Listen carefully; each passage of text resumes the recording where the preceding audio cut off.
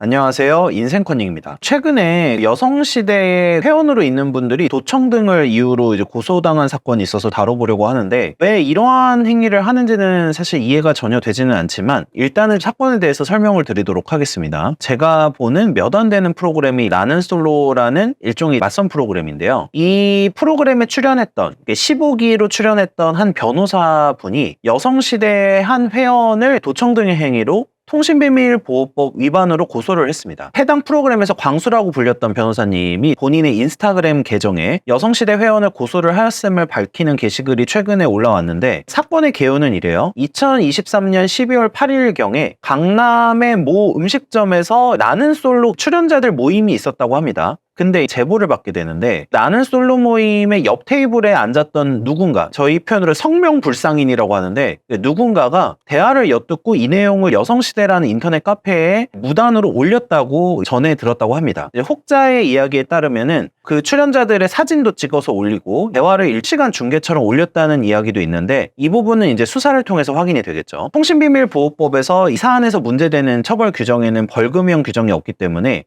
만약에 형을 받게 된다면 실형 또는 집행유예가 됩니다. 오늘은 이 행위에 대해서 조금 한번 말씀을 드려보고, 타인의 사생활을 만약에 옆자리에서 들려가지고 들었다, 그리고 실시간으로 올리는 행위를 했다라고 하면은 이게 어떤 식으로 처리가 되는지를 한번 말씀을 드려보려고 해요. 물론 당연히 선을 넘은 행위고요. 인생에 하등 도움이 되지 않는 행위지만 이런 잘못을 저지르지 않으시기를 바라는 마음에서 일단 말씀을 드려보도록 하겠습니다. 우선은 말씀드려야 될 게, 변호사로서 말씀을 드리면 통신비밀보호법상 이 고소가 무혐의가 나올 가능성도 있습니다. 그래서 일단은 이 부분에 대해서 말씀을 드릴게요. 이게 법률 상식으로도 좋은 부분이기 때문에. 아까 말씀드린 나는 솔로 15기 광수라는 변호사님이 올린 고소장에 보면은 적용법조라고 해서 어떤 법조 규정을 적용해서 고소를 하느냐를 보통 고소장에 적거든요. 근데 이 부분에서 통신비밀보호법 제16조 제1항 1호 2호를 들었어요. 이게 핵심은 뭐냐면, 공개되지 아니한 타인 간의 대화를 녹음하거나 청취를 한 자, 그러니까 청취한 자를 처벌하는 대상으로 두고 있고요. 이에 따라서 알게 된 통신 또는 대화의 내용을 다른 데에 공개하거나 누설한 자도 처벌을 받습니다. 그래서 이제 들은 부분도 문제고, 이걸 여성시대 카페에 올린 것도 문제예요. 그러니까 범죄를 두 번 한 겁니다. 그래서 두 개가 경합범이라고 하는데 두 개의 범죄를 저지른 거고, 그리고 이 규정은 미수범도 처벌을 하고 있어요. 근데 다만 2022년 말에 대법원에서 판결이 있었는데요. 이 통신비밀보호법상 녹음이나 청취를 어디까지는 허용되고 어디까지가 금지되는 거냐를 명확하게 한 판례가 있었습니다. 일단 조금 설명을 드리면요. 청취, 듣는다는 거는요, 옆에 테이블에 그냥 들려서 들었다라고 가정을 하면 주변에서 대화를 그냥 들은 경우는 처벌을 하지 않고요. 어떻게 표현을 했냐면, 전자장치 또는 기계적 수단을 이용해서 들은 경우에 처벌을 하는 걸로 정리를 했습니다. 요약을 하자면, 몰래 옆에 테이블에서 귀로 듣고 이 이야기를 듣기만 했다면 이를 처벌하지는 않는다는 뜻이에요. 근데 이제 위 규정만을 보면은 공개되지 않은 대화에만 해당을 하면,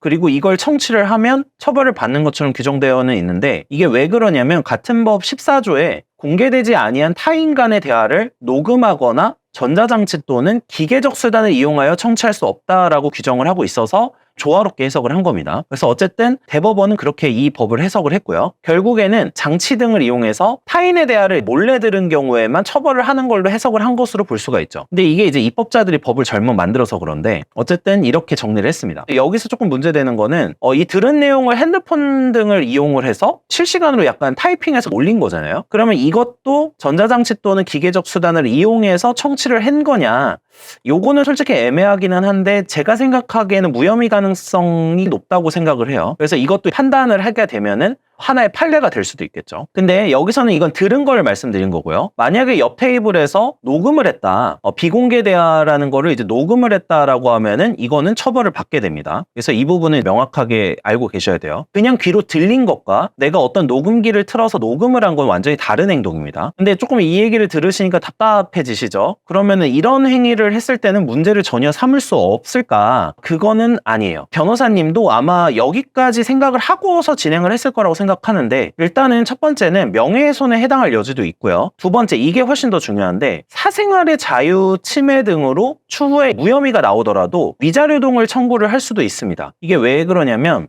일단은 인터넷에 누군가가 어떤 게시글을 올리면 이 부분에 대해서 누가 올렸는지를 사실 일반인은 알 수가 없죠. 그래서 고소를 한 다음에 이 사람에 대해서 일단 불러서 조사를 하고 수사를 시작을 하면 설령 무혐의가 나온다고 하더라도 이 사람의 인적사항을 파악할 수가 있어요. 그래서 그 인적사항을 파악을 하면 이걸 가지고 민사소송, 그러니까 법원에 위자료를 달라고 소송을 할 수가 있다라는 뜻이에요. 그래서 아마도 15기 광수라는 분도 변호사시기 때문에 이 부분을 염두에 두고 있을 수도 있고, 당연히 어느 정도 이런 고소를 통해서 응징도 하지만 또 자신의 어떤 변호사로서의 가치를 표시하려고 하실 수도 있겠죠. 어쨌든 고소를 진행하면 적어도 무혐의가 나오더라도 인적사항은 확보를 할 수 있고, 이를 통해서 민사소송에서 상대방에게 소송을 진행할 수 있다라는 게 중요한 요지입니다. 그리고 형사처벌 이외에도 민사소송이라는 정의구현의 방식이 있다라는 건데, 제가 이거는 판례를 하나 말씀드릴게요. 2012-31628이라는 판결인데요. 그러니까 이 판결에서 핵심이 뭐였냐면, 이게 이제 사실은 언론에서 약간 연예인의 취재를 하는 그런 회사였어요. 사생활의 비밀, 그러니까 이제 누군가가 프로그램에 출연했다고 해서 그 사람의 사생활이 모두가 까발려지고 모두가 공개되는 거는 사실 맞지 않죠.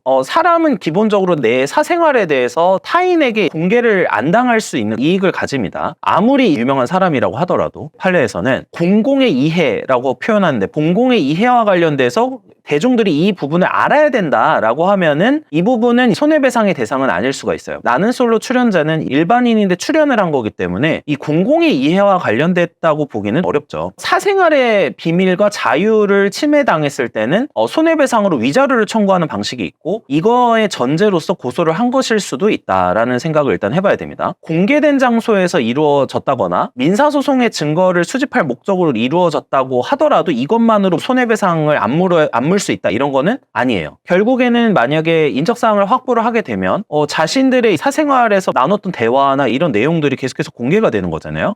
아까 2012-31628 판결에서는 뭐였냐면요, 이게 연예인들에 대한 건데, 연예인 중에 상견례나 데이트 장면 등을 상세히 묘사를 하거나 이걸 무단으로 촬영한 사진을 보도를 한 거예요. 그래서 손해배상을 해줘야 된다라고 본 거거든요. 오늘의 요약을 하자면, 아무리 무슨 형사적으로 처벌을 받지는 않을 수도 있어요. 물론 받을 수도 있어요. 그렇지만 받지 않는다고 하더라도 이런 민사상으로 위자료나 손해배상은 해야 될 가능성이 있다라는 거고, 말씀드리고 싶은 거는 아무리 유명한 TV 프로그램의 출연자라고 하더라도 굳이 남의 사생활에 이렇게 관심을 가질 필요가 있을까? 이럴 필요도 없고, 이런 관심을 가지고 주변에 퍼뜨리는 행위는 자신을 좀먹는 행위일 수도 있다라는 생각을 한번 해봐야 된다고 저는 생각을 합니다. 특히 이런 분들의 경우에는 인터넷 여성시대라는 카페에서 벌어진 일이지만, 자신이 속해 있는 카페에서 가치를 인정받고 싶어서 이렇게 행동을 했을지도 모르겠어요. 근데 제가 이런 사건들을 보면 떠오르는 말이 한 가지가 있는데, 불행은 무지에서 비롯된다라는 말이에요. 그러니까 아마도 통신비밀보호법 정도는 알았을 수도 있어요. 그래서 문제가 되지 않을 거라고 생각을 했을 수 있지만, 자기가 모르는 부분이 있을 수 있다라는 거를 모른 거죠. 그만큼 메타인지도 중요한 부분이 있고, 생각보다 많은 사람들이 무지로부터 불행해지고 불행을 또 스스로 자초합니다. 그리고 이러한 무지 때문이라고 하더라도 무지는